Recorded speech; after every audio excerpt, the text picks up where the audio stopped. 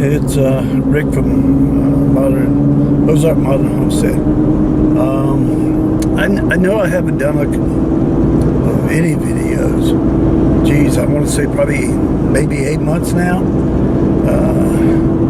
I did do one, and there were some things came up, and I didn't get it posted or anything, but I've had quite a few people actually messaging me, wanting to know if I was okay and if everything was going okay and whatever. You know,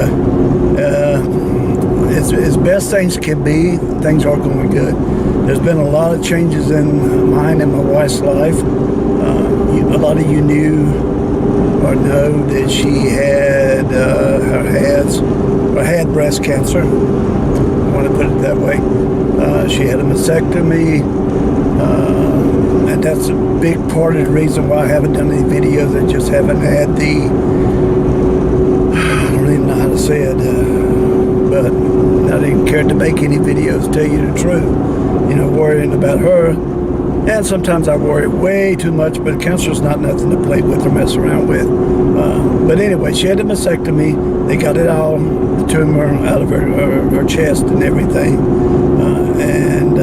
But she had it in her hips too, in both hips. So they had to do radiation after the chemo. She came through all that fine. She came through the radiation pretty good. She had a couple of little problems with it, but she come through it really good. Right now, and I don't understand cancer and everything, but they're saying they're almost sure the cancer's gone. Something about tumor markers, cancer markers, or zero, which shows no cancer. But of course, like the doctors explain, once you have the gene in your body, it's there. It could pop up anywhere at any time. Again, it's just for the rest of her life. And she's going to have to be tested and stay on medications, and you know, which is fine. She's doing okay. She's tired a lot, but she's so determined. She just keeps going, and it makes it harder on her. But anyway, she's doing really, really good. She's, like I said, she's tired a lot, and that messes with her worse than anything in the world, because a woman don't know how to sit down. She don't know how to stay still. She's always got to go. But that's something she's dealing with, and I think it'll get better as time goes on. But anyway, you guys notice I'm driving, and you knew I had a bad hernia where I was not able to do anything. Pretty much was at a standstill. Well, a lot of things have happened during all this with my wife. You know, when it rains, it pours, and it doesn't stop. I mean, it just gets worse.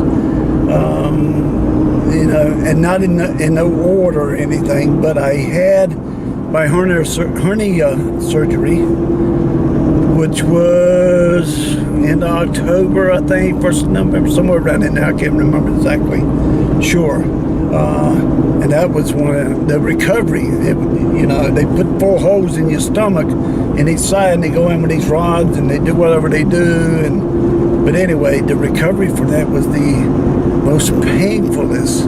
I had to sleep in my chair, setting up for over a week, because I could not get into the bed, you know, up or down. I mean, it was and they had told me it was going to be very painful. But apparently you heal a lot faster, which was good. So I had, one of the things, I had to wait 10 days. Basically had myself on light duty, not pick up anything over 10 pounds, do nothing strenuous, which was okay.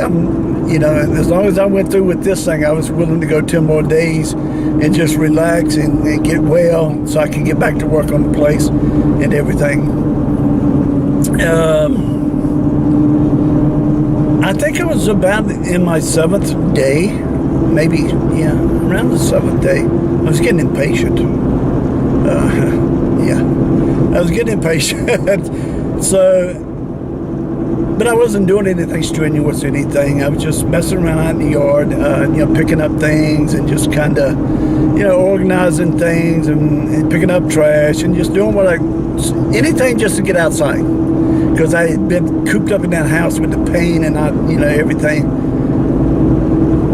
So, and plus it being winter. But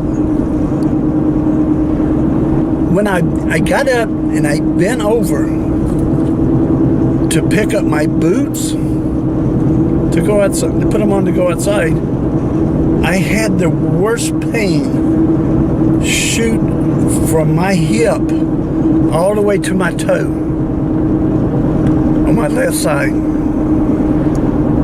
Now, I've never had this problem before. It's never bothered me before like this. And so I mean, the worst pain in my life. I mean, I honestly thought I was dying. And I'm not a big baby when it comes to pain or anything. And I went to an emergency room because I couldn't sleep all night long. The pain, I mean, I literally wanted to cry. It hurt so bad, and it just constant pain, throbbing, burning, and just, oh God, I've never felt nothing. Never want to ever feel nothing like that again. So I went to the emergency room. They told me I had bursitis. I'm like, you got to be kidding me. There's something more. This is not bursitis.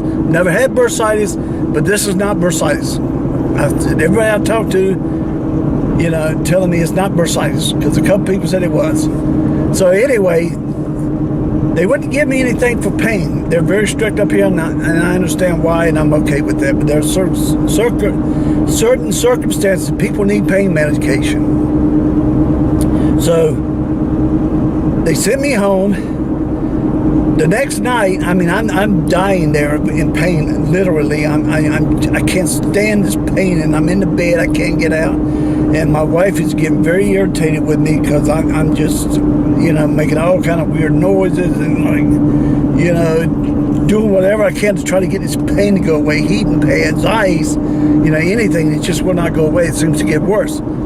So the next night, it was so bad that she got up. She said, "Go back to the emergency room. I can't take this." She couldn't take it anymore. So I go back again. They tell me it was something else. I can't remember what it was. But anyway, they gave me a shot of some kind of painkiller. It was a mild painkiller. But it eased it up a little bit. But I could still feel it. It was still there. But it was bearable compared to what I was dealing with. So, and then they gave me a prescription for Tylenol 3 with codeine, which you guys know is not a very strong one, which, So I went home and I was taking the medication again. It was bearable with the Tylenol 3. But after that ran out, I mean, it was back. The pain was back. I'm dealing with the pain again. So I went back to the emergency room, and they basically told me, "Look, don't come back. There's nothing they can do." They didn't offer to send me anywhere. They didn't tell me where to go. They didn't tell me anything. I'm like, "Look, please help me. I just need something. I don't just want pills. I want some help. I want this to stop and go away." They said, "Well, I'm sorry, there's nothing we can do." They didn't recommend that I go here or go there. So I had to do all this research on my own, which I'm not against doing my own research. But, I'm new to this area up here, and these hospital, because they only have one. So I just start calling around because of the insurance. I mean, I'm here and there, and I find this one place called Pain Management. It's part of the whole hospital system here. And so I called them. And I had already called neuroscience and neurosurgeons, anything. I was just making appointments. I didn't care. Somebody, and then tell me where I could go if that's not the right place once I get there. I just need to talk to somebody. Anyway, I finally find Pain Management. And they're like, "Okay, yep, you called the right place. You need to call a neurosurgeon or neurologist or whatever." Well, I told him, I said, "I already did it. I got an appointment, but unfortunately, I've got to wait 3 months to go see them. They're so booked up, and they're the only one in the area." And they're like, "Yeah, that's the way it is around here." And then they tell me, "Well, it's going to take about 3 months before we can get you in here to the pain management clinic." And I told him, I said, "Look, this is pain. it's not going to take a 3-month break until I can get there to an appointment there. I'm going to stay in pain for these 3 months. Well, I'm sorry, that's the best we can do. Well, I spent November, Thanksgiving. I spent Christmas in January.